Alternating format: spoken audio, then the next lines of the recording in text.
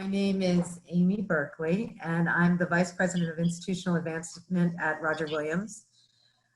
First and foremost, everyone at Roger Williams is sending healthy and safe thoughts to you and your family. I know every senior that's on this call did not envision the reality we have today as the end of their senior experience at Roger Williams. And I will say that we have seniors from the undergraduate Bristol campus, we have seniors from University College, and we have seniors from also from our graduate programs. And if I, as a parent myself, I would bet that we also have some parents on here wanting to make sure their students are on here. So welcome all. I did want to let everyone know that while we won't get into lots of specifics on this phone call regarding individual career services needs, I would love to give you my email, which is Berkeley, ABERKELEY at RWU.edu. We are the Career Services Department and the Alumni Association are here to answer all of your individual questions. And if we don't get to them on in this format, I would love to hear from you via email, and I will certainly pass your email on to the right person if I don't know the answer. So again, welcome. Today we have a very impressive panel for you. And we also, knowing that this is a new format for all of us, I'm really hoping I don't start another Saturday Night Live skit here today, but please be a little gentle on me if I do. I have the pleasure of introducing to you President Untitled Miaoulis, also Trustee Chairman Tim Baxter, and Trustee Heather Boujoulian. I'm going to give them, I'll give a little bit of their background, but I'm going to let them introduce themselves to you personally. And we're really joining you today, and our panelists especially are joining you today to help navigate the next steps after Roger Williams University. I know Giannis will talk a bit about this, but as the office that is lucky enough to work with all of our alums and our volunteer leadership, I would say the primary thing our trustees, our parent council, our alumni board has said to us is, how can we help our graduating students? And so this is a reaction to all of that wonderful outpouring, and we hope that we are here to do that for you. So I'm going to go ahead and hand this to President Miaoulis, who will start us on our journey today. Good afternoon, and thank you all for joining. Who would ever think that your last semester at Roger Williams would be like this? And I never thought that my first year at Roger Williams would be like this either. It has been a big challenge, but we're doing pretty well. Roger Williams has pulled together as one family to get us through this difficult period. One thing that was one of our priorities here is to ensure that although times are challenging, that we will build capacity for you and provide you with tools to get a good job that will enable you to start and launch your careers. From very early on, I realized that one of the biggest assets of Roger Williams is its alumni. There are thousands of very successful alumni throughout the region and the country. In some ways, it was an untapped resource.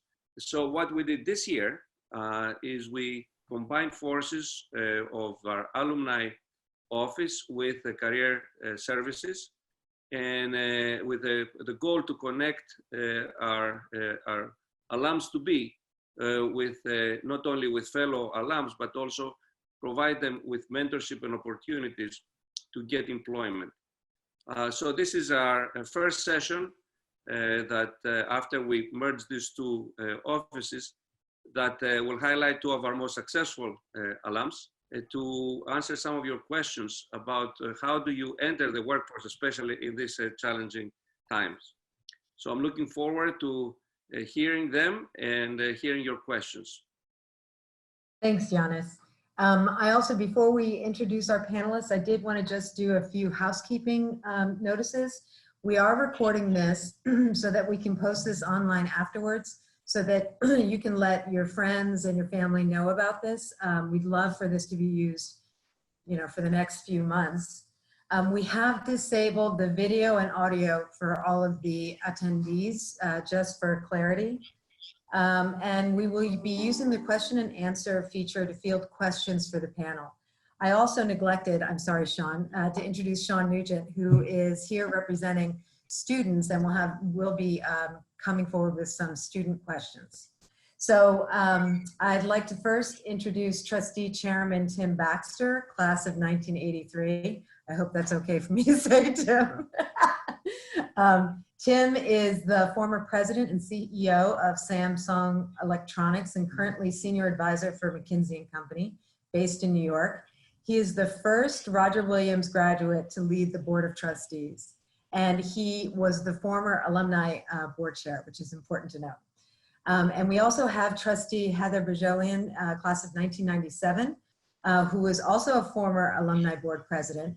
You do see all the success patterns lead with being part of the alumni board, I hope. Heather is managing director and chief investment officer of development and construction at Berkshire Residential in Boston. And she is also, she is the first female alumni board president and the first female alumni trustee. So lots of firsts. Tim and Heather, I don't know if you want to add anything to that. We'll start with Heather.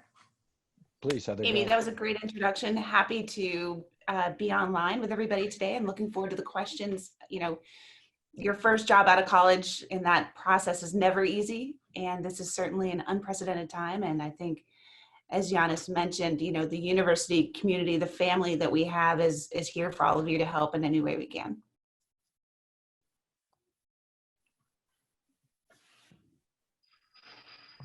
I've already messed up. And Tim?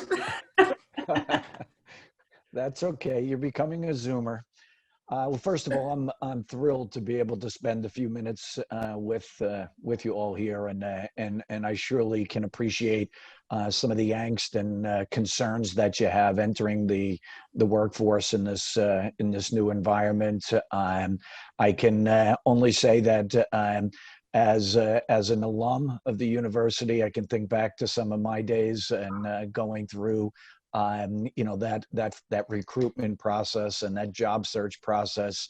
I can say that as a parent who had a student here at Roger Williams in the middle of the financial crisis and the last great recession, and I can appreciate some of those fears. And I'm a parent of a senior at Penn State who, like you, is feeling the depression of not being able to be with your classmates this last few months, and the uncertainty about entering the marketplace. And maybe like you, thought she had something lined up in her field of study, and poof. That has changed. So I can appreciate some of the things that you're dealing with, and if we can offer some insight and some thoughts over this next hour or over the coming weeks and months, we're here to do that. And the Alumni Association, I think, is an important component of that for you all, as it was for me. Thank you, Tim.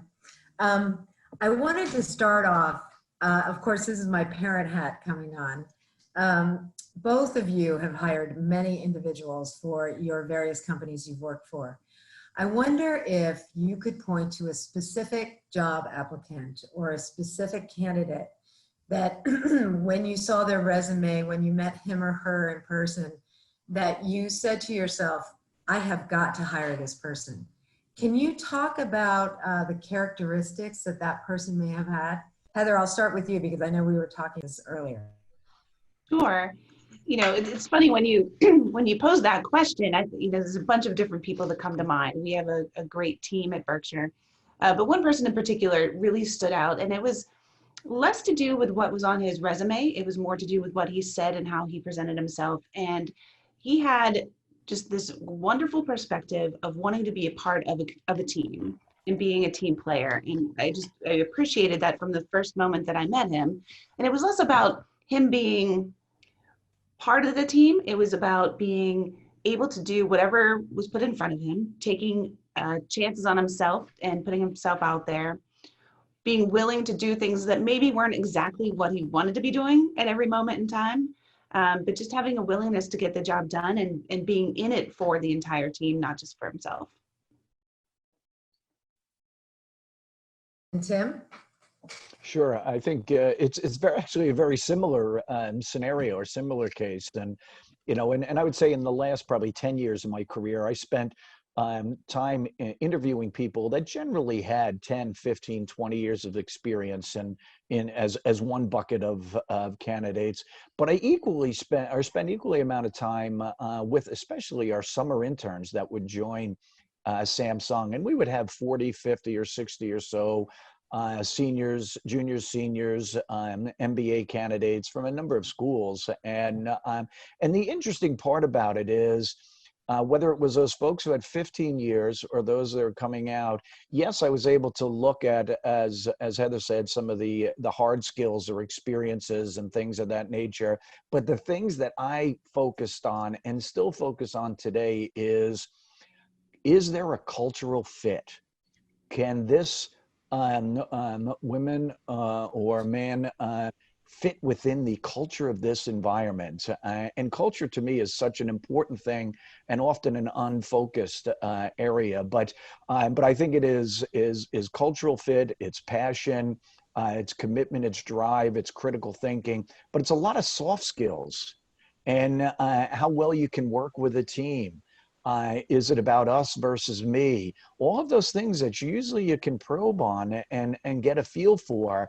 And those that I were able to both describe about what Samsung was about and see the passion, see the energy and response. Those were the ones that stuck out for me. And those are the ones I put that asterisk next to on the resume, which was, a positive indicator. So I look for those soft skills as critical items in the process. That's great, thank you. Giannis, knowing that you have equally hired, including me, twice, would you have anything to add to that? I would offer as an advice that doing your homework well before an interview is key. Not only to understand what the organization that you have applied is all about, and if there is a good fit, like Tim said, but also to show that you are really interested in the job and that you took the time to really understand what the company organization is all about. And I would go even further. If you know who the people are that you're going to meet with during your visit at the company, the organization, or who is interviewing you, try to find some things about themselves. Try to see if there are any common interests. And in these days, it's very easy to find information about everybody through the internet. So getting there prepared, having done your homework, and trying to personally connect with the people in the company would make a difference. And a lot of the people that I've hired, including Amy, had done their homework very well, and they knew a lot about me, and we connected right away. And I think that's an important element during the process of looking for a job. Well, Giannis, I think you bring up an important point, and that is doing your homework and getting to know people in the organization and networking. Tim, I wonder if you could talk to us a little bit about how you networked early in your career. I mean, now you know everyone, so it doesn't count as much. But how put your mind in the mind of a 21-year-old just coming out, or a 30-year-old transferring into another field. How do you do it? Yeah, I think that's a critically important thing, and I'd say networking today is probably a bit different than what it was 25 years ago on some levels, just given the digital nature of the world we live in. But for me, it was just getting out and understanding and talking to people, going to some association events. You know, I was not a good public speaker when I started my, even coming out of college. You know, I dreaded my public speaking class, so I took a Dale Carnegie class at nights and learned how to, you know, how to sell this pen, believe it or not. But in it, met a few other people in similar situations. You start making contacts, you stay in touch. Maybe you go out for a beer, maybe you just talk to them, you know, 2 months later, and you start making connections. And I think the networking process has to start less about what I need, less about what I want, but how can I help you? How can I add value? What are you doing? And if you start in that manner, the other person usually gets talking, and then you find out if there's an interest. You find out if there's a connection. And oftentimes it's a lot of work, but it usually pays off long term. And sometimes it doesn't happen right away. I mean, I've gotten calls 2 years from after I met with some individuals, and then they're asking me for help on something, or they're asking for if I'm interested in a job. So I think the networking process is vitally important. You can do it through alumni associations. You can do that through industry associations. So if you're an engineer, what associations, if you're in the Boston area, are focused on engineering, and what can you do to support that, volunteer, meet people, demonstrate some hustling? All of those things I think are extremely important. And if I fast forward and think about what the world we're living in today, the digital world, LinkedIn, others are just absolutely awesome tools. And I think the ability there to go on and search Roger Williams alumni and find out what industries they're in or what companies, and they may be in those companies you're looking to apply towards. So as Yana said, doing the homework, you can do that on so many different dimensions, and then reaching out to people just to say hello, maybe before saying I want a job or need a job. But doing those types of things, I think, go a long way towards networking. And I will say to Giannis's point about that homework, I think that is so important. You know, it was through the interviewing process, he and I got to know that, you know, he was a big fisherman, and I love fishing. We spent probably 25 minutes in the first interview talking about fishing. That stuff does matter, making those connections, because it's not that doesn't get you a job, but it allows you to get to know somebody on a different level, and it changes the dialogue, it changes the discussion, and it shows a personal side of it. So to me, it's another form of that networking aspect. Tim, thanks so much. And I will put in a shameless plug for the Career Service Center here, because there are several ways that we can put you in contact with alumni, even if it's in industry specific, and provide mentoring opportunities. So I really encourage you to get in touch with me, and we can help make those relationships for you. Heather, I know this morning when we were talking about networking and what it meant to go into the job market, you talked about work ethic and first jobs that you might have. Can you expand upon what you think, oh, sorry, that's my dog. What you think a candidate really needs to do in the first 5 years of their career to succeed? Sure. I think, you know, a lot of the things that, you know, we focus on when we're looking at candidates and looking to hire, and even as we're mentoring our young employees, is driving home things like we were talking about, like teamwork, and making sure that you're putting the goals and the objectives of the company first versus your own. Because when you do that, when you put the goals of your manager or of the company first, that'll be seen by your manager and your colleagues and other people in the organization. And that will do much more for your career than putting yourself first, typically. You know, I think understanding what the goals and objectives are of the organization are always critical. And as you know, a first-time employee, you may not have all the answers, but you'll be able to ask a lot of questions. And being inquisitive and thinking about how you might be able to support your manager and support your colleagues with the different initiatives that they're working on in ways that they're not asking you to do, but ways that you're volunteering to do, can make a big difference in helping advance to those goals. I'm going to ask a few more questions, but then open it up to questions that come from our audience. One of the things that that Giannis often talks about is how identifying and finding a mentor to not only help you understand what your strengths are, but to help you networking, why and how that's so important. Can you, Tim and Heather and Giannis, talk about a particular mentor, how you found them, how you how you asked them for their help, and how they helped you network in your profession? Tim, do you want to start? Sure. You know, I would take it from two angles. One, for me, you know, I was pretty fortunate that my single best mentor, believe it or not, was my dad. And so I didn't have to search very far for him, but you know, he had a busy career, and getting time with him was something that I think was always so important. And it's the same thing for any mentor, is finding somebody who has a little bit of time. Maybe you have some shared interests or some shared views. But I think the critical part of a mentorship is to be able to have a sounding board. Somebody to be able to share thoughts about what you're thinking about, where you're going. Does this make sense? Ask people, you know, what was the greatest successes or biggest failures? How'd you overcome them?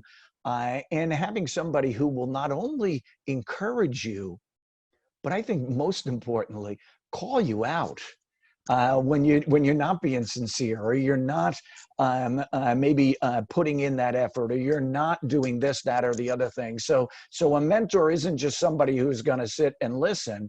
It's going to be somebody who's active, and you need to invest the time to prepare for a mentoring session as much as you do for an interview session. So to me, it was about getting that advice, but somebody not afraid to push back and push on you. And I'll give you an example. I was in the inverse. I was mentoring a student at Roger Williams. And mentoring, maybe I spent some time. We emailed, we talked on the phone, and when I visited the university for board meetings, I spent a half hour with the individual. It was actually just coming off of the financial crisis. I think it was 2008, 9, 10, somewhere in that neighborhood. And this individual had a great time talking to him about what he was looking to do next. And after a few minutes, he spent a lot of time talking about all the things he didn't want to do. And I thought it's relevant because it may be the world we're living in today, and I reminded him that, hey, you know, the world is changing. How are you thinking about this differently? And don't go in there with the list of 7 things you're not willing to do. Talk about the things you are willing to do, and the paths that you can take, maybe, and the steps that you can take to get to that next level. So for me, that was a little calling out that individual and saying, hey, you know, you might have an idealistic view of things, but the world's changing, and what are you doing to change in that world? That's perfect, Tim. And Amy, I hope you don't mind. I'm going to answer it a little bit differently than what you asked.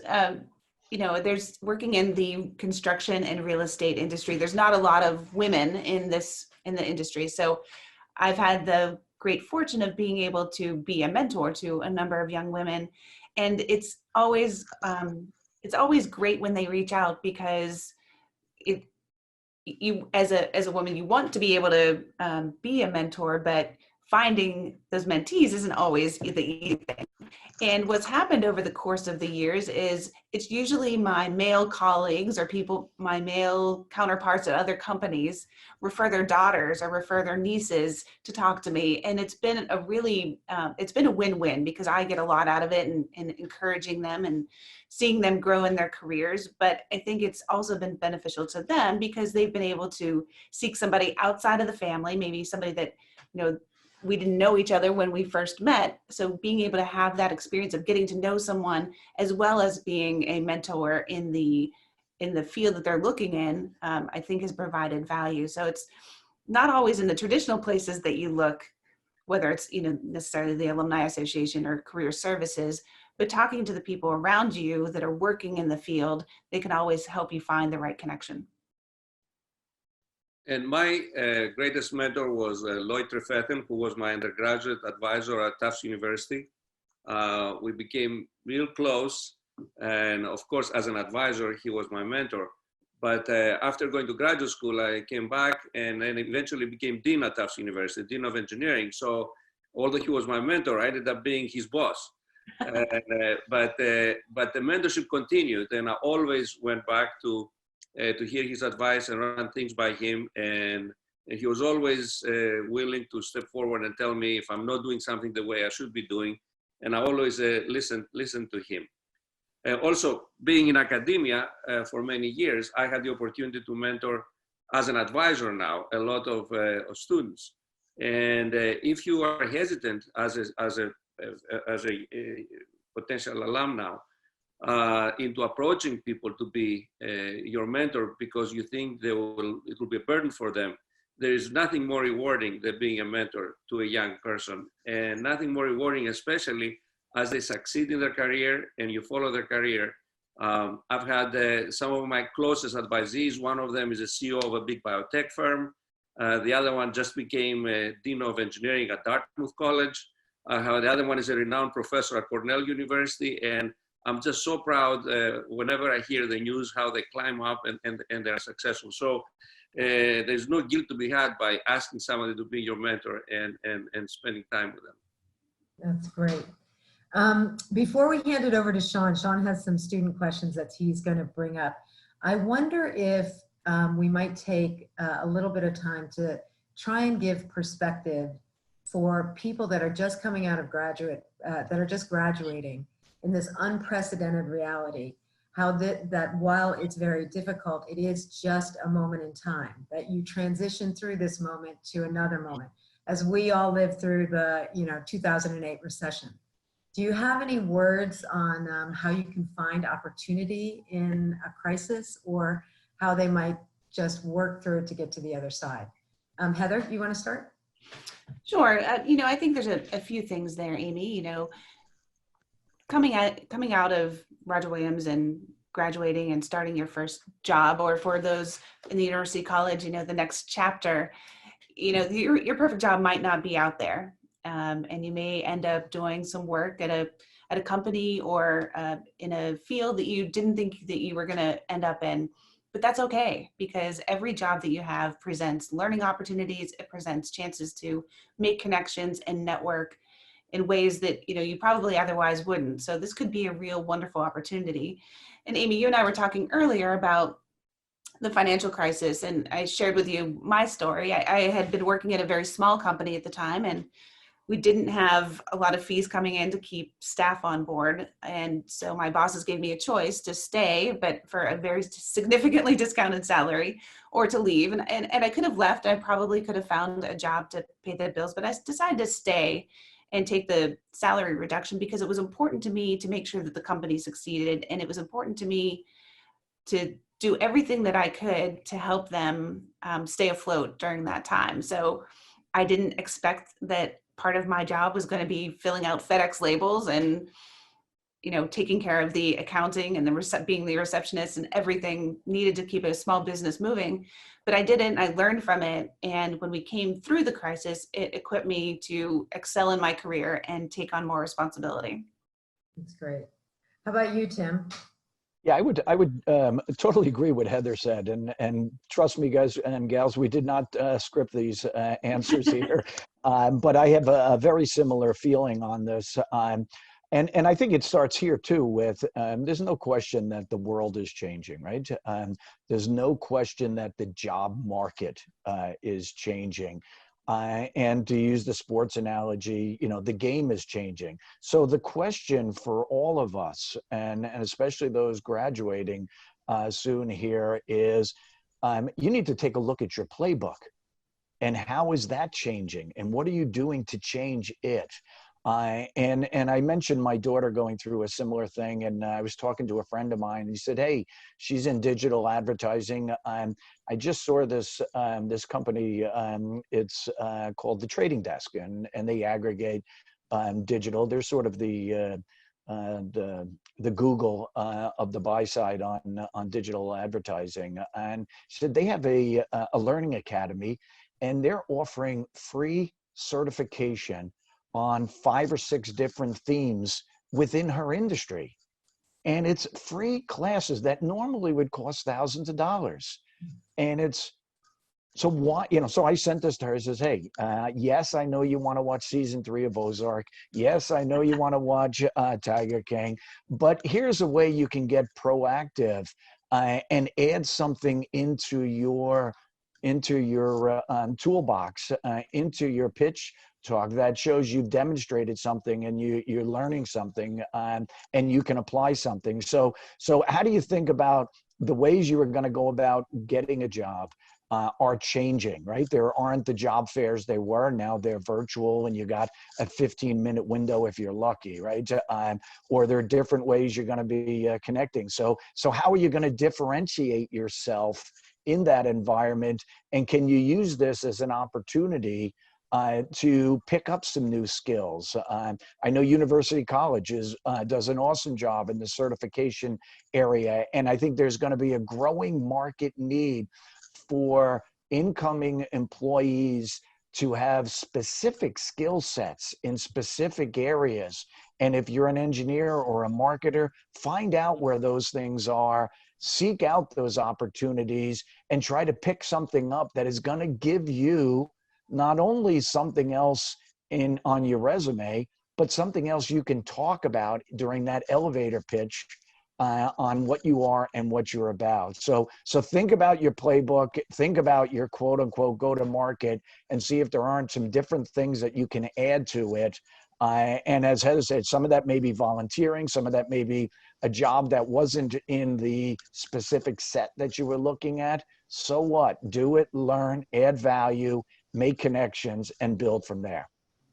That's really great, Tim. And Amy, as I mentioned to you earlier, I was curious, kind of going into this, what the job market was like. We've been fortunate at my company. We haven't had to do layoffs, but we also aren't hiring right now. So I was curious how many people are out there hiring. So I just took a look at Indeed.com, which I think a lot of people know. And right now there's something like 20,000 jobs just in Massachusetts that are at a rate of, I think it's $25 an hour and above. So those are good jobs, good paying jobs. There are jobs out there. They may not be exactly what you thought you'd want to do, but there are jobs available. Thank you. Loannis, may we go to questions, or did you have something you wanted to add? Let's go to questions. I want to make sure that there's time for Okay. the others to ask questions. Okay, thanks. Sean, do you want to start asking a student question, and then I'll come back with the audience questions? Yeah, definitely. So the first one that I have is how can students remain a strong candidate in a competitive job market in general? Do you want to, Tim, do you want to take that one? Yeah, I think it's similar to what I was just mentioning in recognizing, Sean, or whoever specifically asked that question, that it is changing, and the way you have to present yourself has to change. I think you have to get much more crisper in defining your value proposition, right? If you use a marketing term, what do you stand for? Whether it's some combination of your experiences at Roger Williams, community service, your experience at an internship, all adds up to something that defines who you are. What are you as a product, if you will, or a service? Get crisp on that and test it. Test it with your friends. Test it with your parents. Do it in a way that people can challenge you on it, tear it apart. You got a lot of time right now. This is the time to define that in a much more effective way, or rehearse it in a much more effective way. Because what I always said is you want to get those experiences, you want to get those practices, you want to get through that. You may get a golden opportunity that presents itself in this next few months. You want to make sure you nail it. And so getting crystal clear on what you are, what you stand for, get in that 90-second elevator pitch and really honing it. And like I said earlier, if you can complement that with internships or other experiences, plus remember, the world is changing, the job market's changing. I suspect that employers may not be looking for just another engineer or just another marketer, but somebody who can articulate a view about how the world's changing, how that might apply to this company, and the fact that you're bringing some new thinking. Because I think every board, every C-suite, and managers, all of them are talking. We're talking about it at Roger Williams at our board. What do we need to do differently as this world has changed? So the playbook has changed, and we need people who can navigate it. So the more that you can articulate and package that, I think the more you have an opportunity to stand out, and that's what you're looking to do. That's great. Tim, as a follow-on to that, you had mentioned taking advantage of this time to learn a new skill or to do some volunteering or anything. I would expect that any hiring manager in the coming months, that's going to be a question that they ask the candidates is, what did you do, when we were in lockdown? Yeah. I hope that, all of them are studying very hard on their online courses. I think they have plenty to do, but I'm sure they have some discretionary time. Heather, this is a question that really demonstrates the diversity of graduates we have in our audience today. I am a mid-career professional. Any advice on how to manage a job change during this time, specifically around how I should utilize Roger Williams and its network? As being part of the Alumni Association, you can certainly speak to that. Well, Tim did a great plug for LinkedIn earlier, and certainly Amy as well for the Career Center. But the power of LinkedIn, I think, has become pretty amazing because you can search by companies and then you can filter by alumni. If you're connected to Roger Williams on LinkedIn, you'll be able to do that very easily and then reach out and start to make those connections. Going through a midlife career change, is always scary, and it's terrifying at this moment, but it's what a great time to demonstrate how resilient you are as a person, how you can take advantage of these opportunities in this changing time to position yourself and make sure that those companies that you're interviewing with understand that you're willing to take things on and not afraid to tackle challenges. Going back to school and getting another degree or exploring a new change in a career is a daunting task, but it's a demonstration of how resilient you are and how well you can adapt to a changing environment. That's exactly what employers are going to be looking for. And we did have a question about pursuing a higher degree if the job market wasn't as strong. From a hiring perspective, what does a second degree do for you? Maybe Loannis, we can start with you since you're in education. Well, of course, I'm biased. I'm in the business of producing people with degrees, but when the economy is softening, a lot of folks decide to go to graduate school or pursue continuing education programs.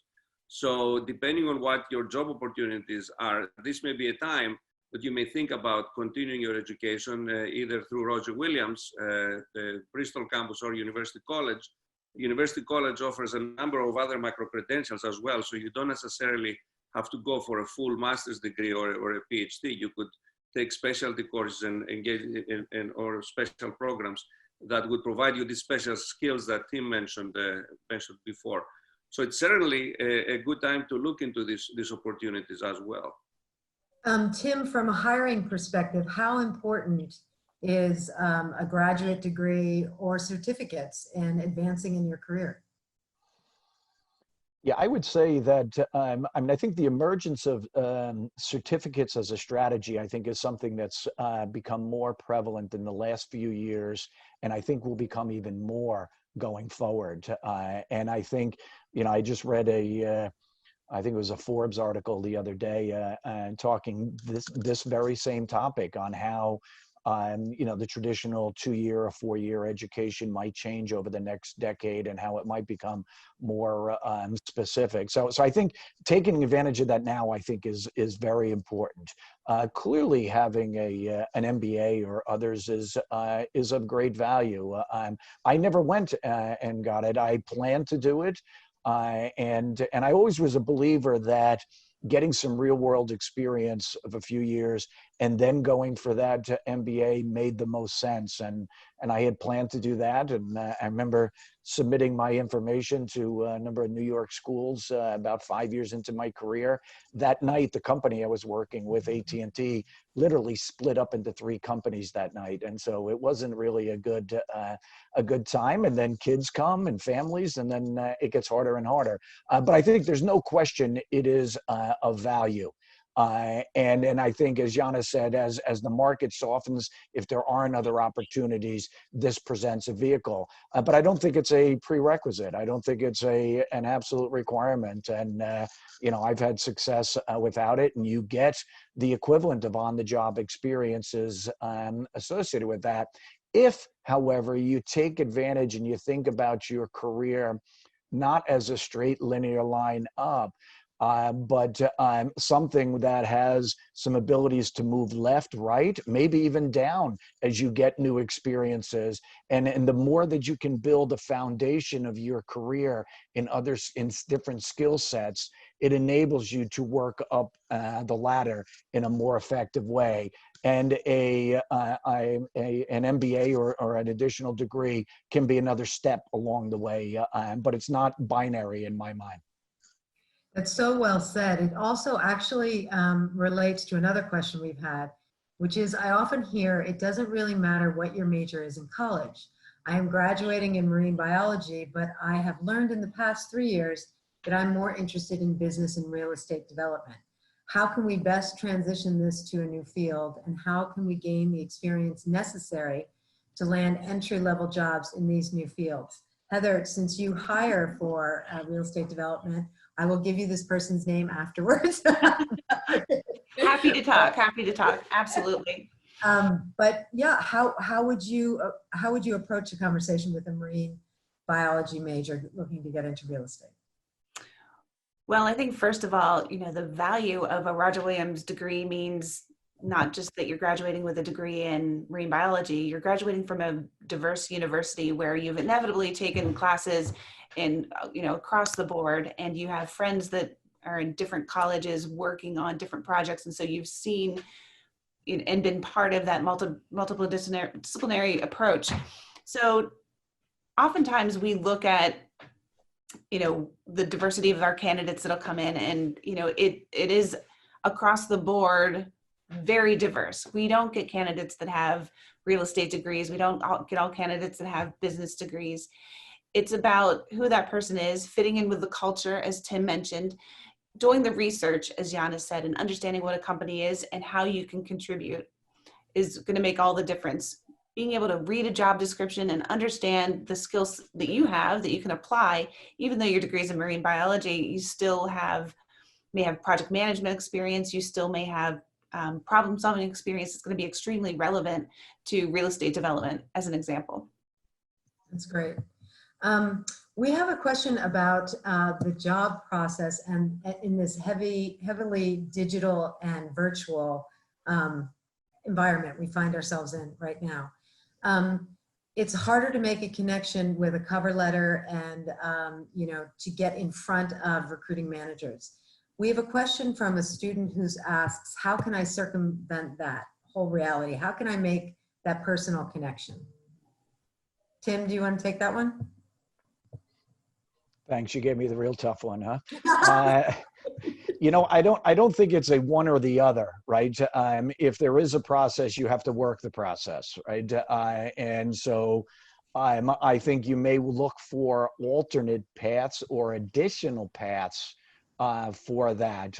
So if there is a hiring manager or an HR person for a job in a specific company, well, who are the other people that work at that company? Does anybody know anybody? And that's the way, just sending it up to the president of the company isn't necessarily, probably will not be a fruitful approach. But if you're able to leverage some connection that exists somewhere, I think that is one. And as Yana said, understanding who that, whether it's the HR person or that first line of defense or that goalkeeper, if you will, make a connection with them, understand something about them. I think a lot of mistakes people make is they want to get to the hiring managers and they want to circumvent, or they want to push aside that HR person that's doing the initial screening. And in the process, you may screen yourself out. So I wouldn't say that it's, you don't abandon that. I think you have to nail what it is that you think you can do to help this company, especially during this difficult time. And the more you can articulate that in a brief and effective manner, and maybe differentiate in some way that cover letter or that email. And if you're able to do that with also saying, hey, I know Sue Smith, who is an ops manager over here, and she described this as this, and this is something I like, and blah, blah. Then you're again getting into a different dialogue, and for all you know, that person may know Sue. And so it's trying to find different angles to approach it. That's great. Sean, before I choose another question, do you have one from a student? Yeah, definitely. So I have one that's from before that stated, please share a story from your professional career where perseverance won the challenge. Heather, go ahead. There's a story that I can tell. Well, yeah, I talked a little bit about, the downturn and sticking with a company and taking a very hefty reduction to my salary. But, I think it was perseverance that pushed not only me, but the entire company through that difficult time. And we were able to regroup and, adjust our playbook, as Tim had mentioned, to make sure that we were going to be successful when there was a recovery. And just like then, we will recover from this. We will overcome these challenges in front of us that we're facing today. And I think just being able to constantly focus on the positive and the, even the little things that you can do that you can control can be so much more important than trying to dwell on the negative things that are out of your control. So being resilient by focusing on, doing the best you can with the things that are in front of you that you can control, I think is going to help you push ahead. When Tim was talking and when you brought up information about perseverance, it reminded me of when I was a while ago changing careers, and I had resumes out to all these top people in the field I wanted to go in and was not getting an appointment with any of them. I ended up sending Valentine's chocolates to all their assistants. And I am not kidding you, within like 2 weeks, I got probably 6 interviews because I romanced the gatekeepers. Sean, do you want to add one more? Yeah, definitely. There was one in the Q&A that I saw that was kind of interesting.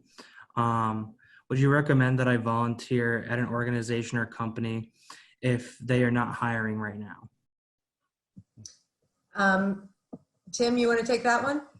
Sure. I think that, again, everybody has their own personal situation, personal financial environment they're operating in and so forth. But if the market opportunities aren't presenting themselves, but there is a company that you're excited about, a company that you think that it could be a place that you could work in, that you could add value, that matches your values, then yeah, and something that you can get something in return.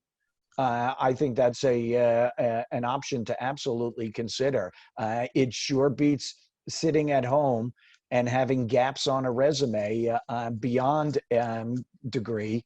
And you'd prefer to have something on there if it takes 6 months to find something. And it very well may in this environment, right? Because, every day there's more and more people being furloughed or let go or others. So this is going to take a little bit to digest itself. And so, yeah, I think the ability to be able to articulate what you're doing in that period, or the fact that you joined this company and you're adding value. And if they see you adding value, they're going to remember that. That's the beauty, I think, of internships, whether they're paid or not. It's given you an opportunity to demonstrate something about yourself, how you work with people.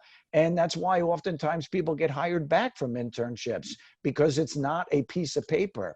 It's a face, it's a name, it's a value system, and all of those things ladder up to that. So if it has an end game that is of value to you, either with that company or helping you bridge into something else, it sure beats sitting at home and having your sister or brother bother you. Giannis, there are a lot of questions on here about how people should go about requesting a mentor. And since you have had so many mentees and have been a mentor, how would you suggest they go about doing that? Do they ask someone straight out? And what if it's not a good match? How do they get out of it? Well, there are, at this point, already everybody has some academic advisor, and that's already a mentor. So asking them for additional help and insight in their career search now is an obvious step. We have a great career services operation, and I highly recommend that also students should contact them directly, and actually our staff will contact the students as well. They'll be more proactive, but seek advice and help from career guidance. And as I mentioned in the beginning, we are merging the two operations, at least for now, of career services and advancement to connect directly alums with students. And that's something you'll hear more about us in the next few days or coming weeks, of how you could connect with alums and potentially ask them to be mentors. That's great. Heather, what about in industry, and specifically, what about reaching out to female mentors? Is there a different way of asking, or is it a more compelling ask for women? I don't think so. I think I think it's the same approach. I think that, through the alumni office, there's going to be a great opportunity for the staff there to match students with alumni, because the alumni office has so many great connections with alumni. And we talked about LinkedIn, just sending a note and saying that you're a student, you're about to be an alumni, and that you saw somebody whose career looked interesting. You're not asking for a job. You may not actually say, I want you to be my mentor, but it's just that introductory conversation of, I'd like to get to know you. I'd like to hear about how you got to where you are in your career. Great. Everyone likes to talk about how they got to where they are. Sean, did you have one more? From my list, I think you guys covered all of that. Okay. I think I found another one on the Q&A that sounds pretty interesting though. Oh, okay. Why don't you go ahead and... So our hiring manager is going to acknowledge that it's okay for young people to have a gap in their resume due to the current economic downside. Amy, I'll jump in there. I think, yes, I think it's obvious that there's going to be some challenges both for entry-level employees or even, experienced employees. There's a lot of people that are going to have a little gap on their resume, but it's about what you did during that time. And maybe it's not even related to your career. If you're volunteering with the senior center in your town because they need support, or if you're making masks, or if you're, taking online classes to better yourself, those are all really important things to talk about, how you handled the gap, as opposed to staying home and watching season 3 of Ozark, which is really good, by the way, Tim, but you can do that at night. You can do both. I finished it up last night. Yes, it was. Well, we have about 5 more minutes. I'd love to give everyone an opportunity to leave some salient thoughts for folks, and then I'll just wrap up on behalf of Roger Williams. Giannis, would you like to start? Sure. I'll start from the last question. The fact that the hiring managers might understand there may be a gap in your resume doesn't mean that you should just take the time off and have a good time now. As Heather mentioned, it's an opportunity for you to show that how you could fill a gap into doing something useful for society, or something that would build your career skills. It's an opportunity also for you to look into some continuing education or advanced degrees or certificate programs, and both at our university, but also in other universities as well. We are organized to help you through this transition. which is more challenging than other years, but we have never been more organized than this is. We're so much more proactive into providing career service to you. And I wish you good luck. And soon we'll be having news about commencement, which of course it won't happen in May, but we're coming up with a plan to have an exciting commencement. I hope to see you all back on campus. Thanks, Giannis. Heather, would you like to add some words? You know, just to continue what Giannis was saying, you're not in this alone. It may feel like you're isolated and you're not with your classmates, but the alumni, the university, we're all here to support you.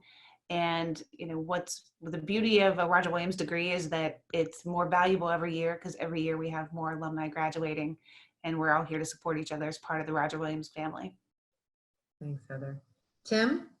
Yeah, I would just building on that. I mean, as my daughter reminded me that you know, she was born into 9/11 and she's graduating from college in this pandemic. So this is a remarkable time. But I think we can choose, and again, this is a choice. You can choose to use this as an opportunity to demonstrate your ability to do something that I've believed in throughout my career, and that is embrace change. You really can and can choose to do that. Number one, you can choose to out-hustle them. Not only you're competing with all of the recent graduates, but a lot of people who are losing jobs. And so demonstrating a work ethic and a choice to out-hustle everybody is something that I learned in my career, and I still believe it. I think you can remain hyper aggressive, yet demonstrate, you know, an ability to be humble during that period. And I think if you do that, you'll have success. So stay positive. And as Heather said, and we live in a Zoom day, I can in fact say you are not alone. You are here amongst others, and so please recognize it's a strong group of people who have great experiences, who want you to succeed and are here to help in any way possible. So please remember that and stay positive. Thank you, Tim. I'm not sure I could add any words that would make that a better wrap up. But I will thank Sean so much for fielding a lot of the questions from the students. And I would add that, you know, I've never been more proud to represent an institution because of the people that have come before you and are willing to pull you up the ladder. I am thrilled to say that we have really reconstituted and reinvested in the career services. And it's really because our alums, our trustees, all the people invested in Roger Williams are invested in you. So I'm going to give you my email address again. I hope I can get to all the emails very timely, but it's aberkeley@rwu.edu. And I'll just end it by saying we're here for you, and we're really excited to welcome you into the alumni group. So thank you, everyone. Thank you. Thanks. Heather, Tim, and Giannis. Sean. Thank you.